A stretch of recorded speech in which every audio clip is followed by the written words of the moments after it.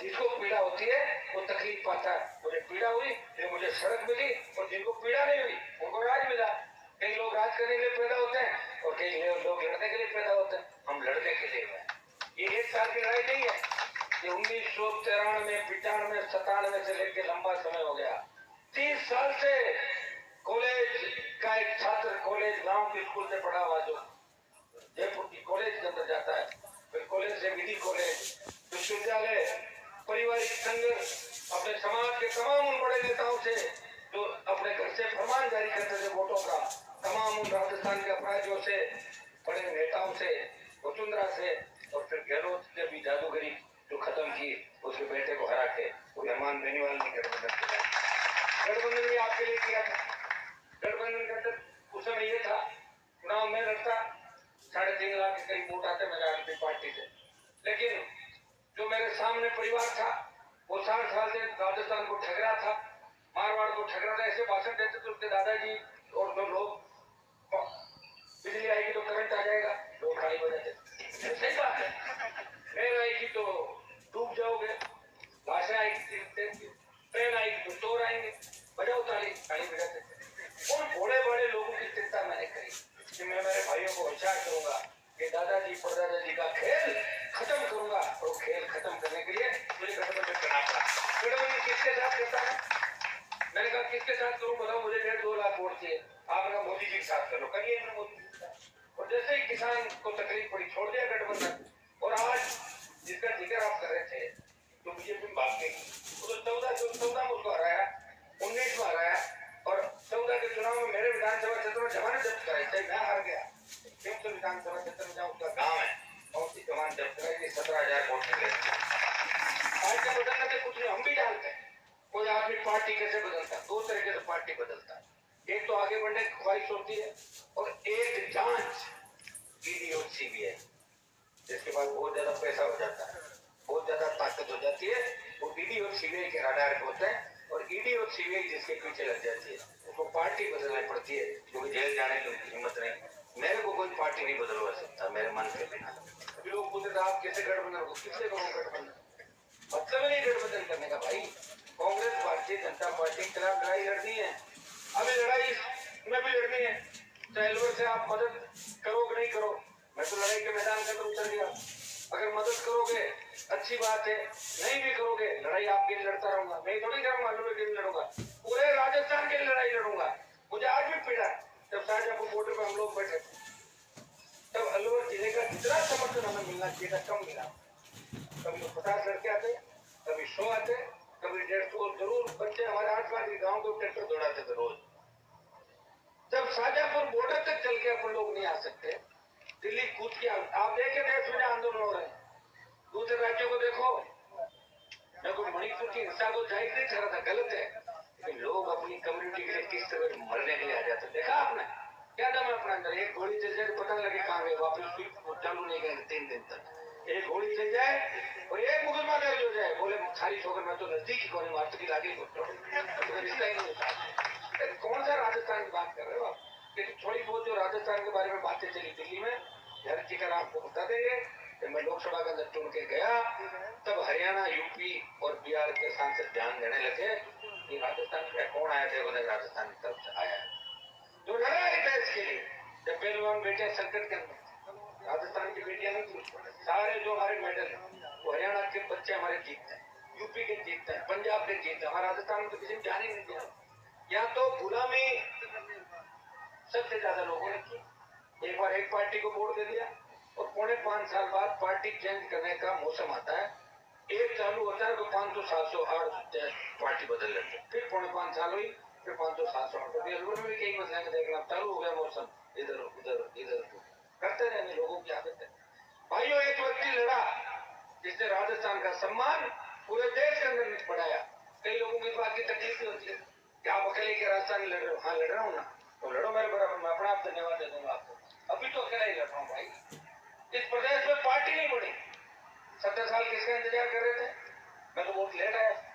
वैसे बड़े बड़े किसान नेता में बड़े बड़े चौधरी साहब थे, आदत मुझे चौधरी लगाते थे, लोग कहाँ चले गए?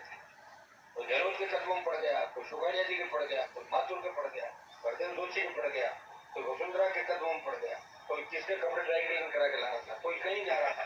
एक व्यक्ति है जिसने आपका सम्मान देश के अंदर बढ़ाया, जिसने ये नॉर्थ ईस्ट से लेकर साउथ के सांसद जो ये कहते हैं कि वो व्यक्ति लड़ेगा किसान के लिए, जवान के लिए, और प्रधानमंत्री जी को भी अगर कहने की कोई हिम्मत करता है तो एक व्यक्ति आपका भाई है। जब छात्र संघ चुनाव बंद हुए, मुझे बहुत पीड़ा हुई, बच्चों की भूख हड़ताल पर बैठे हुए थे। मैं इन्होंने कहा आप एक बार हमारे साथ आ जाओ और चुनाव हो जाएंगे।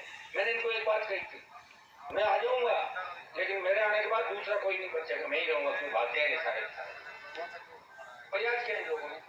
अलग अलग संगठनों के लोग आए, कांग्रेस बीजेपी में बिना झंडे का आंदोलन करे राजस्थान के अंदर, 2 बार गए, कोई नहीं आया। तीसरी बार में रैली की घोषणा करी, जोधपुर गए, परमिशन दी, रद्द कर दी, कोई फर्क नहीं पड़ेगा, रद्द परमिशन में रैली करके आए। बीकानेर, अजमेर, सीकर, अवलवर, झारे, भरतपुर, कोटा, उदयपुर। जब लड़ाई हाथ में ले ली तो इसको अंजाम तक पहुंचाऊंगा, ये मेरी शुरू से आदत है। और एक मेरी आदत और है, मैं समझौता नहीं करता और मेरे हिसाब से समझौता करता हूँ, अगले के हिसाब से समझौता। मैंने ये तय किया था कि वसुंधरा को भगा दूंगा, उसको 7 समुद्र पार उसके दोस्त मोदी के पास भेजे, ललित मोदी को भेजा नहीं भेजा, तो मेरा ही संघर्ष था। तो बीजेपी ने वसुंधरा को आउट नहीं किया। हनुमान बेनीवाल के नौजवानों की ललकार संघर्ष ओंकार ने वसुंधरा को राजस्थान के से बाहर निकाल दिया। कहाँ तो वसुंधरा आती थी, लोग भागते थे। वसुंधरा का ये टाइम आ गया तो सरपंचों को फोन करके कहती है कि आपके कोई गांव में प्रोग्राम हो तो मुझे भी बुलाना 100 मणि के अंदर। इससे दिक्कत थी वसुंधरा। ये कोई लोगों ने की जोधपुर मंत्री ने देखो कहाँ से करती भाई, ये तो आए हैं 2-3 साल पहले। ये कौन व्यक्ति लड़ रहा है लड़ाई, जिसकी लड़ाई देखो लंबी 20 साल कौन लड़ रहा है। हरियाणा के अंदर जो जाट आरक्षण आंदोलन चल रहा था, मैं गया था बहादुरगढ़ पर, लेकिन हरियाणा की जो पंचायती देखी मैंने, उसको देख के मैंने कहा यहाँ ज्यादा रुकना ठीक नहीं, इनकी मदद राजस्थान में चल के करो। यहाँ तो मंच पे आपस में राजनीति लड़ाई चल रही थी और राजस्थान में 300 जगह प्रदर्शन कराएंगे। मेरे भाइयों पे अगर गोली चलाओगे तो पूरे देश का जाट गुजर इनके साथ कराएंगे। जब गुजर आरक्षण आंदोलन चला, गुजर भाइयों के लिए सड़क पर बैठा, हमेशा विधानसभा लोकसभा के अंदर आप देखते हो, लोकसभा के अंदर आपने देखा होगा, आई रेजिमेंट बनाओ, गुजर रेजिमेंट बनाओ, जाट, मीणा, गुजर, यादव, मेघवाल, माली, मुस्लिम, सर्व समाज की कोई बात करता है।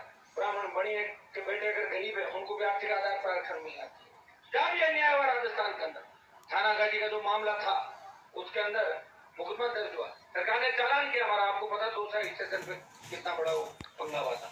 हर जगह जहाँ भी दलित बेटियों पे, हमारी बेटियों पे अत्याचार अन्याय हुआ, दलित की हुई, जहाँ भी छोटे भाई अगर किसी गोली का शिकार हुए, किसान ने आत्महत्या की, सरकार निरंकुश हुई, तो हनुमान बेनीवाल और राष्ट्रीय लोकतांत्रिक पार्टी सबसे पहले पहुंची।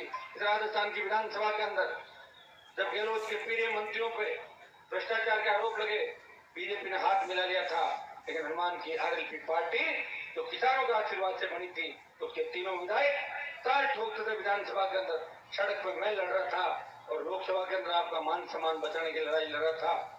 ईआरसीपी जो 13 राज्यों की आपकी जीवन रेखा साबित हो सकती है, ईआरसीपी का मुद्दा किसने उठाया सबसे ज्यादा, कितने राजस्थान को विशेष राज्य के दर्जे की बात करी, किस व्यक्ति ने फसल बीमा घोटाले की बात करी, फसल बीमा कंपनियां घोटाला कर रही है, पेपर लीक की घटनाएं हो, बड़े अपराध की घटनाएं हो, हमारे राजस्थान को नया स्वरूप कैसे मिले, खेत सिंचाई का पानी कैसे आए, और उद्योग धंधों में भिवाड़ी से लेके बाड़मेर के तेल के कुओं तक स्थानीय लोगों को 80% रोजगार की अगर किसी ने बात करी तो राष्ट्रीय लोकतांत्रिक पार्टी ने जवान किसान सबकी चिंता करी, और उसी का परिणाम है कि आप लोग आशीर्वाद दे रहे हो।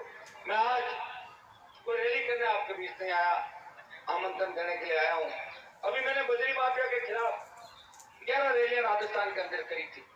बजरी माफिया की मैंने दरी समेट दी, जिसकी जेब में कांग्रेस और बीजेपी दोनों मिले थे। तो कागज मेरे पास आए, तो बीजेपी के नेताओं की पार्टनरशिप और कांग्रेस के नेताओं की पार्टनरशिप बजरी माफिया के पास। भाइयों लड़ रहा है एक व्यक्ति, अकेला लड़ रहा है, कोटपुतली के बाद वो मोदी की सरकार से लड़ रहा है, और कोटपुतली तक जब आपका शाजापुर बोल रहे तो गहलोत की सरकार से लड़ रहा है। जब मुझे देखते हैं बीजेपी कांग्रेस हाथ मिला लेते हैं, आप देखिए कहीं हर जगह राजनीति उठापटक हो रही है।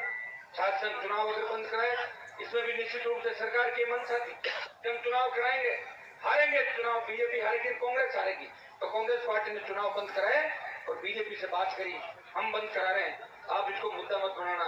उनको पता नहीं था कि आरएलपी तीसरा दल भी राजस्थान के अंदर है, तो इसमें कूद पड़ेगा।